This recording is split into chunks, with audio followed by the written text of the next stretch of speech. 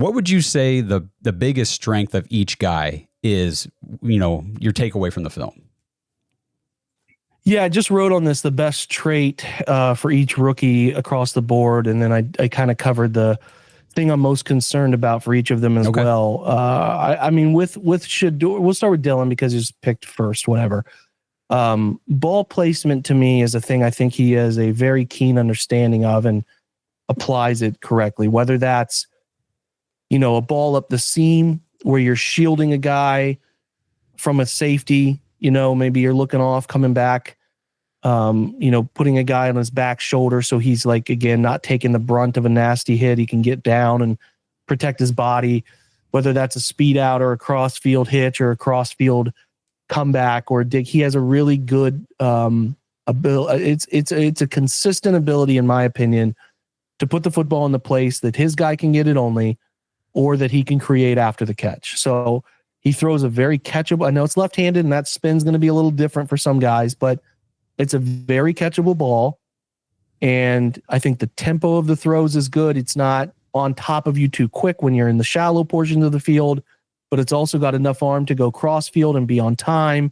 So I like the placement of the football. His ball placement accuracy stuff is a strong point for me. I like that because you can't really teach that. You can either do that or you can't. And I think that's a huge part of what he's really good at.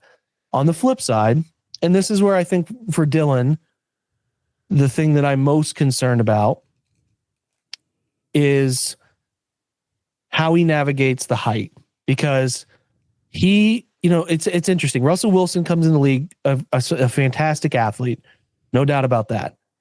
But he really only lived up the sidelines. He really lived outside the hash marks. It really has become a running joke even into last year with Pittsburgh. He just doesn't really throw the middle of the field very often on straight drops. Now you come off play action, you boot, or you get a flash fake to 7-step drop, and you can find those every now and again. But if you look at his heat chart of where he's throwing the football, it's a lot outside the numbers. And he's a creator, very athletic. That's how he lived. Dillon, as far as college goes, whether it was at UCF, Oklahoma, or Oregon, he will throw the football over the middle of the field. He uses the things that you would think for a guy who's pushing 6 feet, 5'11" and change, who is, from a physical standpoint, pretty much in the 10th percentile of every one of them. He is a pretty good athlete. He can run. He is very smart in terms of figuring out when to run. And he sneaks, again, this is the old cliche, but he sneaks up on you. He can move better than people anticipate. So he was a plus part of their running game. So all of that is nice. I think there's a lot of things, like I said a minute ago, between the arm is live, it can get it where it needs to go. The anticipation is good. The ball placement is what I like the most. It's just a matter of, in college, you can live in the middle of the field in a more easier sense because the athletes aren't quite as, now they're big. Big Ten boys are big, and he saw SEC guys too. It's not like these guys at D1 level are small, but the NFL athletes are bigger, they're faster, and those hash marks get tighter. And when the hash marks get tighter, everything condenses, the pocket's tighter, the windows are smaller, the anticipation needs notched up a little bit. And I think if there's folks who told you the height didn't matter at Oregon, didn't come up, I think that's a lie. I think there are times, and I showed this in the film room I did on him, where there are some times where, Josh, say they're bringing 2 off a side, the pocket's condensing, and he has an answer from number 3 in the slot that he just can't see it in time. Maybe the guard blocking the defensive tackle just blocks his vision a little bit, right? And he doesn't quite slide over to the window and find it. So there are times where on tape, he either doesn't see a player at the second or third level, or he can't find an answer in time that he needs to find. And I know I played small school ball, so this is not even remotely trying to say it's similar. But when, I'm right at 6 foot, and there you have to live in windows. So you have to live, and sometimes taller quarterbacks have to do this too, where everything's barreling down on you. And if you have guys barreling down on you, you don't necessarily see it the way you need to see it to find that answer, right? So I'm pretty convinced that Dillon can do a lot of things at an NFL Brock Purdy-like level. He can do it. But how good is he going to be at mitigating blind spots on the field? How can he, and Drew Brees did this, was a huge part of Drew Brees' game. If you watch some really cool documentaries on him, he would do these drills in the offseason where he would have to find windows to throw the football. That's what you have to do as a shorter quarterback. The pass protection does their thing, and then those directions that guys are moving, you have to be able to adjust based on defensive line movement, et cetera, to find those windows in the pocket to throw. Because you just can't. I mean, Drew's 6 foot, and every lineman's 6'4" above. Mm-hmm. Yep. It's physics, guys. So you have to find windows to throw, and you also have to know when at times you're looking down the field and maybe 20% of it is blind because you just can't see it. So you have to be a really like a very sharp pre-snap to post-snap player who knows where the defense is very, very, very likely to be and find your windows of vision. For Dillon, it comes down to, can he do it? Can he do that consistently enough to overcome the stature disability? It's not a disability. It's just it's a challenge. So if he can do that, if he can navigate that the way he did at Oregon and Oklahoma the 2 seasons prior, he has a chance to be a nice quarterback. I think the Browns like him because they believe in the arm. They believe in the person. They believe in his ability to adapt to offenses and find answers. And he's very smart. He's played in multiple college systems and found a ton of success. I have no doubt that people follow him as a leader. I have no doubt that he's athletic enough to handle the position and moving and rolling and getting out of the pocket, creating some first downs with his legs. But like, it just comes down to how well he sees the field at that stature and keeps the offense on time and keeps the offense in a place that, you know, is limiting turnover worthy plays. Because I'm just like, it's kind of like being a small NBA guard. These guys you got to have something that helps you overcome being 6'1", right? Mm-hmm. Or 6'3", like Steph Curry or Derrick Rose at that same. You know, are you explosive, jump out of the gym? That helps you. Like, you know, Steph is a generational shooter. If you're going to do this, Brock Purdy is a great piece of film to watch on a guy who's a little shorter, figuring it out. He plays with a ton of anticipation, and he plays with the ability to get out of some uncomfortable situations in the pocket. And I think Dillon has, I know, I'm not saying for a fact, I'm going to be careful, but they liken him to him as a left-handed version of him, that they think this offense, going back to how Kevin plays, can create similar opportunities for him to find success. Yeah. They think he's the same leader. They think he's the same type of guy. We'll see if that dice roll works out. They got to be able to run it well. I'll tell you that. You better be able to run it well, and you better create situations where you're minimizing the third and pass as much as you can. That's what the 49ers did early for Brock. It's starting to reap benefits where he's getting better and better, and he's able to create for you, right? Mm-hmm. So that's Dillon. The height with him, you know, and I keep talking to people about this all the time. We do it. We talk about it a ton on the podcast. It's not, you can't just discard it. I mean, it's there. It is a concern, you know, for people, it's a concern. I think it's more concerning for fans who aren't as used to seeing a 5'11" quarterback. Whenever we've got 6'2", 6'3", you know, Joe Flacco's 6'6" or whatever, watching these taller guys out there play football. But I keep reminding people that for Dillon Gabriel, he's not just now learning how to play quarterback at 5'11". He's been doing it for years, and he's been doing it at a high level. So he understands how to navigate his height at the college level. You're right. Does it translate to the NFL and everything? But he's not alone. Drew Brees, like you mentioned, is the high level example of a shorter quarterback who learned how to navigate those throwing windows. Russell Wilson, but we've also got like Kyler Murray, we've got Bryce Young, who were both number 1 overall picks, and they're 5'10".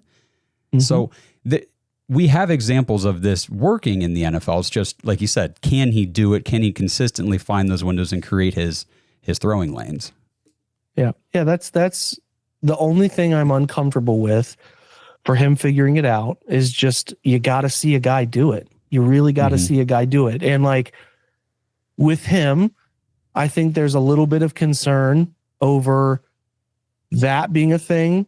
You know, like you'd ask yourself, well, hey, Baker's like 6 foot and some change. How is he the first overall pick? Well, Baker had a really good arm. There's no doubt about that. And it was much stronger than the arm that Dillon had. But as far as like Dillon making the throws. It's a wide range of things here, man, where like, Baker's the first pick and Brock Purdy's the last pick in a draft. And what's that different between the two? It's not that different. Baker's arm, very impressive in person. These guys, not quite as impressive, but it doesn't mean you can't get the job done. Brock Purdy got a $256 million contract the other day. Baker doesn't have that yet, even though he's playing much better, still doesn't have that yet. So just because Dillon's pick 94 doesn't determine whether he can or can't do it. It's just the risk factor and the belief the franchise has that he can do it, right? Mm-hmm. So the Browns are understanding the odds are against him. They're understanding a little bit of where he's come from. Shotgun dense offenses, spread it out, a lot of quick throws. But there is also enough example from his tape of NFL style front side to back side, sort it out, find it, sit in the pocket chaos, and deliver the football. So I see the appeal.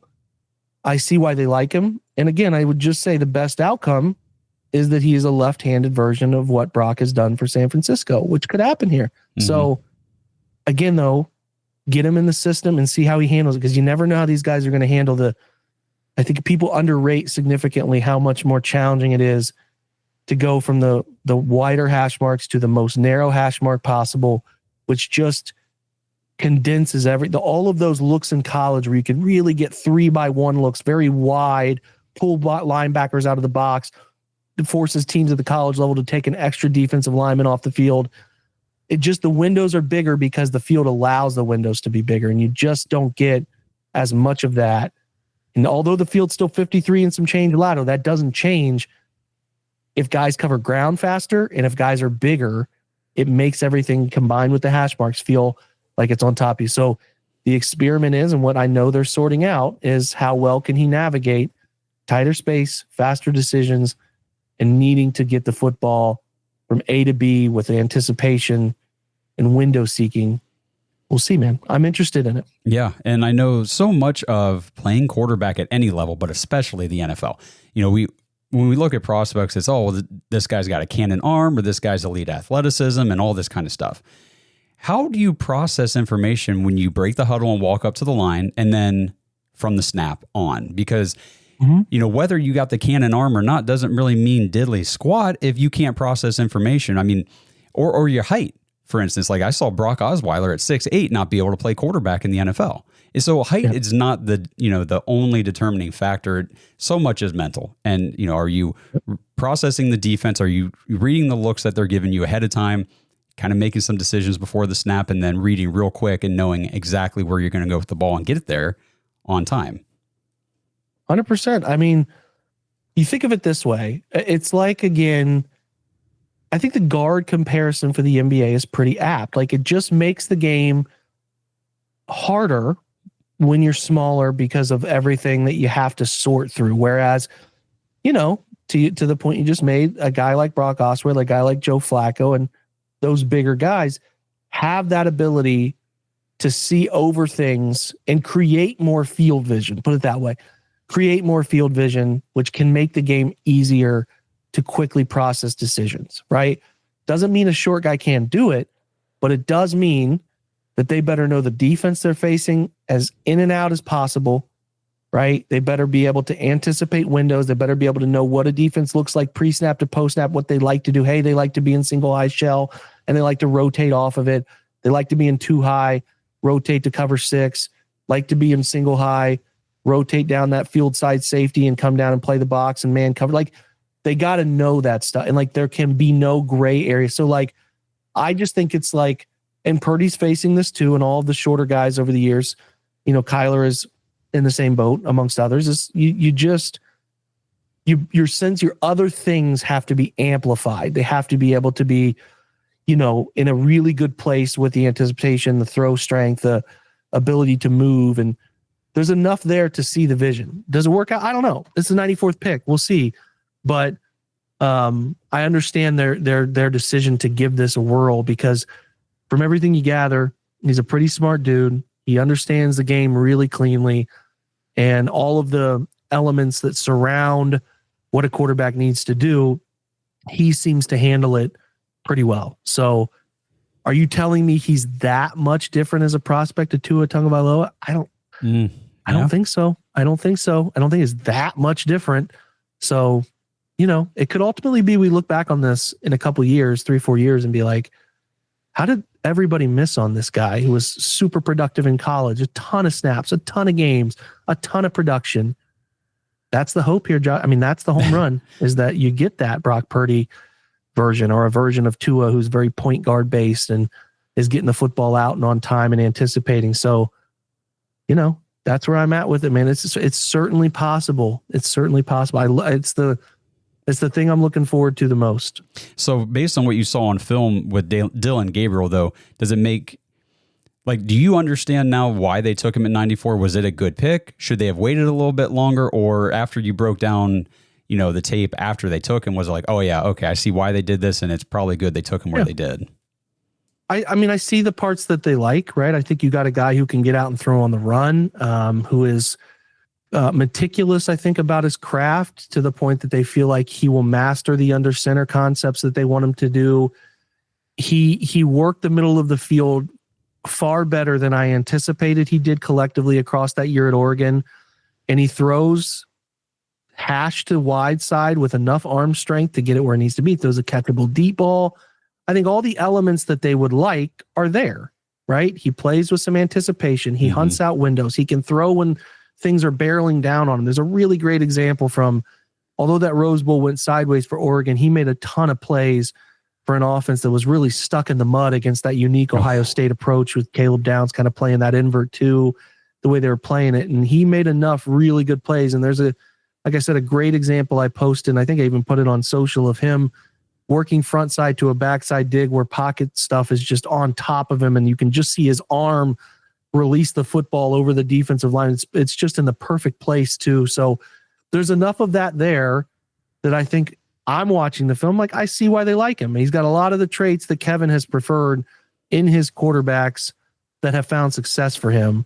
So I get it. I think they were probably nervous about some other team liking him enough that they didn't feel like, what was it, 122 or something like that for Dylan Sampson, that they just didn't trust that he would be there, and they wanted to make it happen. I mean, it's clear from him, you watch Dillon Gabriel's pre-draft videos that are out, that he kind of thought that was the range they might take him to. So, yeah, man. I mean, we all ask these questions about some quarterbacks who figure it out, right? And play successful ball. And you're asking yourself, well, and how did the entire league pass on Purdy and figure it out in the 49? It just can happen, right? It just can happen. So, just because it's the Browns doesn't mean you hand wave it away, that this could be a guy that can work for them. And I do see the traits and the way he plays the game and how he tries to distribute the football being a potentially fruitful answer for them. So I think a lot of people want to believe it's Shedeur, and it could be. It really could be. I mean, I had a higher grade on Shedeur, but there's just more to it than what you see on tape. And that's the analysis part that I think people miss, is that there's a lot to that position that you don't get from watching them play college football. There's a whole person behind that helmet. How do they handle a bunch of those elements? So yeah, that's why I'm very open-minded to seeing what Dillon can do.